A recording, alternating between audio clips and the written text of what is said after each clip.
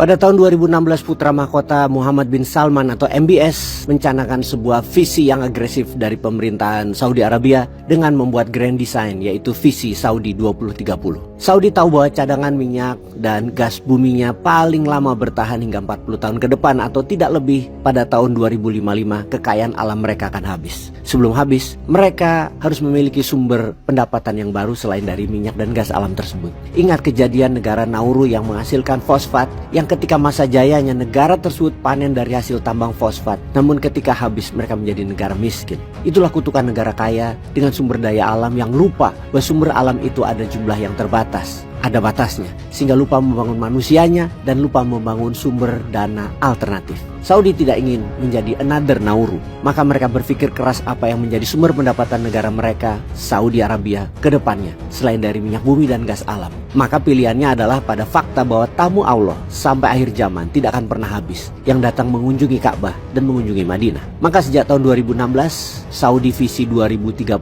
atau Visi 2030 dicanangkan sebagai merubah country actionnya dari petrol country, negara penghasil minyak, menjadi negara jasa atau service country, melayani tamu Allah. Untuk itu berbagai sarana properti infrastruktur dibangun di Saudi, termasuk membuat Saudi menjadi negara yang akan memiliki tenaga nuklir sebagai sumber energi mereka dan sumber kekuatan penggentar dengan senjata berhulu ledak nuklirnya. Pertanyaan berikutnya adalah dari mana dana untuk membangun tersebut? Berbeda dengan rezim yang lalu di Indonesia yang memilih membangun dengan hutang. Namun Saudi dengan visi 2030 tidak mau berhutang melainkan menggunakan SWF atau Sovereign Wealth Fund. Saudi Aramco yang dia gunakan. Apa itu SWF? Fund atau dana yang diciptakan oleh sovereign wealth dalam hal ini adalah kekayaan alam atau natural resources. Indonesia misalnya bisa juga meniru Saudi, tidak memproduksi nikel untuk jualan atau menjadi komoditas, melainkan menjadikan nikel alat cetak duit rupiah. Caranya bagaimana? Aset deposit nikel tadi dinilai katakanlah 1.000 triliun yang merupakan 20% deposit nikel